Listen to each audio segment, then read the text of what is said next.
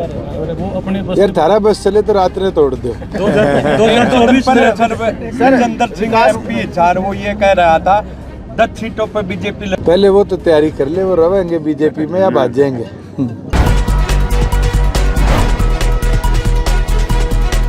दोस्तों नमस्कार, मेरा नाम संजय मग्गू है और मौजूद है देश रोजाना के डिजिटल मीडिया प्लेटफॉर्म पर। आपसे बात करने चला हूं हरियाणा की राजनीति को लेकर, और हरियाणा की राजनीति में भी आपसे बात करूंगा दो ऐसे परिवार जो दशकों से आमने सामने होते रहे हैं। वो दो परिवार जो इस समय हरियाणा की राजनीति के अंदर कहीं ना कहीं बीजेपी के साथ जुड़े हुए हैं और सत्ता में भागीदार हैं। मैं आपसे बात कर रहा हूं चौधरी वीरेंद्र सिंह डूमर खां के परिवार यानी कि बांगर चौधरी, और दूसरी तरफ चौधरी देवीलाल की राजनीतिक विरासत को संभालने वाले अजय सिंह चौटाला और दुष्यंत चौटाला के परिवार की। ये दोनों परिवार जब कभी आमने सामने होते रहे, चौधरी वीरेंद्र सिंह के सामने कभी चुनाव लड़ते रहे, ओम प्रकाश चौटाला हारते भी रहे और जीतते भी रहे। जब अगली पीढ़ी चली तो फिर वीरेंद्र सिंह के साहबजादे यानी कि ब्रजेंद्र सिंह और वीरेंद्र सिंह की धर्मपत्नी पत्नी प्रेमलता के सामने थे दुष्यंत चौटाला। चुनाव वो भी हारे भी और जीते भी, लेकिन समय कुछ ऐसा हुआ कि चौधरी वीरेंद्र सिंह डूमर खां पहुंच गए भारतीय जनता पार्टी के अंदर, और दूसरी तरफ अपने परिवार से अलग होकर अपनी जननायक जनता पार्टी की एक ब्रांच खोलकर या जननायक जनता पार्टी बनाकर राजनीति के अंदर सक्रिय हुए पूरी तरह से दुष्यंत चौटाला। 10 विधानसभा की सीटें मिली दुष्यंत चौटाला की पार्टी को 7 महीने पहले, जो पार्टी उन्होंने बनाई थी 2019 के चुनाव के अंदर। और समय कुछ ऐसा हुआ कि 2019 के विधानसभा चुनाव में मनोहर लाल के नेतृत्व में भारतीय जनता पार्टी बहुमत से दूर रह गई।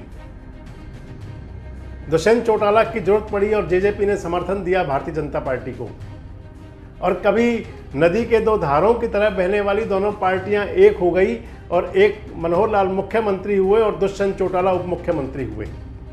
औरों का साथ तो जो हुआ सो हुआ, लेकिन सबसे बड़ी नागवारी जो गुजरी वो चौधरी वीरेंद्र सिंह डूमर खां को लिए गुजरी, क्योंकि उन्हीं की धर्मपत्नी प्रेमलता को उचाना के अंदर विधानसभा चुनाव हरा करके दुष्यंत चौटाला विधायक बने थे।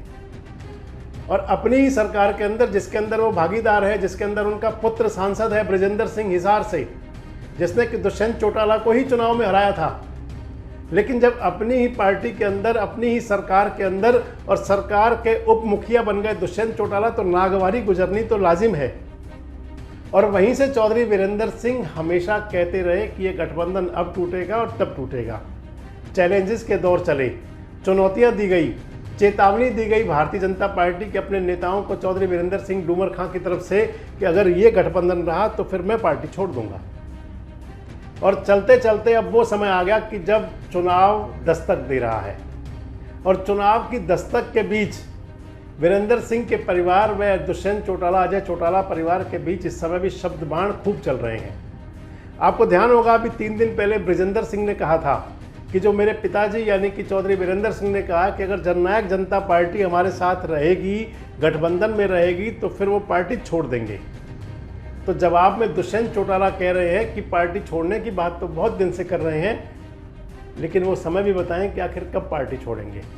दुष्यंत चौटाला बड़ौदा में गए हुए थे, आप सुनिए उनकी पूरी बात को क्या कह रहे हैं। लोकसभा का चुनाव इकट्ठा लड़ा जाएगा, अलग अलग लड़ा जाएगा? मैंने तो अभी तक ये सुना भी नहीं कि हम एनडीए से दूर हो गए, क्योंकि आपने आज भी हम एनडीए का हिस्सा है, और एनडीए में इस चीज पर बैठ के निर्णय होगा और सभी मजबूती के साथ आगे चुनाव भी लड़ेंगे। जिस तरह से आपने लोकसभा के जो है प्रभारी नियुक्त कर दिए गए हैं, उसी जो है विपक्ष कह रहा है कि अलग अलग लड़ेंगे।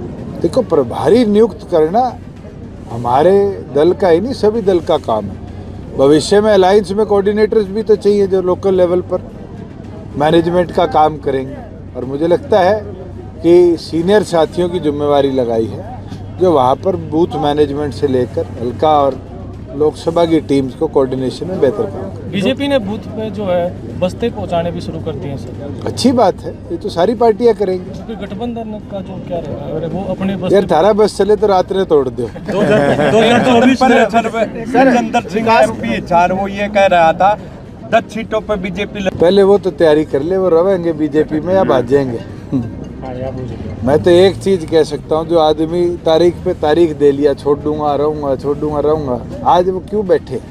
हम तो मजबूती से 4.25 साल हो गए अलायंस को चला भी रहे, आगे भी चलाएंगे। और जिस दिन कोई खटास होगी मेरे ख्याल से वो आपके सामने पहले आएगी, हमारे पास तो खबर बाद में आएगी। तो दुष्यंत चौटाला कह रहे हैं कि वो पार्टी में खुद रहेंगे बीजेपी में, या बीजेपी छोड़ कर जाएंगे, ये तो बता दें। चुनाव दस्तक दे रहा है, 2024 के लोकसभा चुनाव का आगाज हो चुका है और संभवतः मार्च के पहले पखवाड़े में चुनाव की विधिवत घोषणा भी हो जाएगी। और बात ये चल रही है कि भारतीय जनता पार्टी भी के नेता भी दावे कर रहे हैं कि हरियाणा की 10 की 10 लोकसभा सीटों पर चुनाव लड़ेंगे।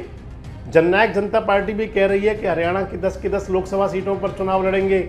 इस बीच में आखिर वो गठबंधन कैसे होगा और समझौता कैसे चलेगा जिसके अंदर की 10 की 10 सीटों पर दोनों पार्टी चुनाव लड़ लेंगी। लेकिन दुष्यंत चौटाला भी कह रहे हैं, आपने इस वीडियो में सुना कि आप तो हमारा गठबंधन रोज तोड़वाते हैं, संभवतः चुनाव तो गठबंधन में ही लड़ा जाएगा। वैसे आपको क्या लगता है कि हरियाणा की राजनीति के अंदर क्या यही गठबंधन कायम रहेगा और या फिर कोई नए गठबंधन होंगे?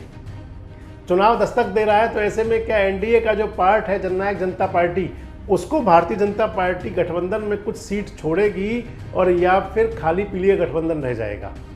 और जिस प्रकार ब्रजेंद्र सिंह कह रहे हैं कि गठबंधन वाले खुद सोच लें कि उनकी गांठ कहाँ लगेगी, क्योंकि भाजपा तो 10 की 10 सीटों पर चुनाव लड़ रही है। कमेंट्स बॉक्स में आकर अपनी प्रतिक्रिया जरूर दें और इस प्रकार के वीडियोस अपडेट्स के लिए हमारे साथ जुड़े रहें, देखते रहें देश रोजाना। हमारे साथ जुड़े रहने के लिए देखते रहिए देश रोजाना का यूट्यूब चैनल सब्सक्राइब कीजिए। साथ ही देश रोजाना की खबरें सबसे पहले देखने के लिए प्रेस कीजिए बेल आइकन।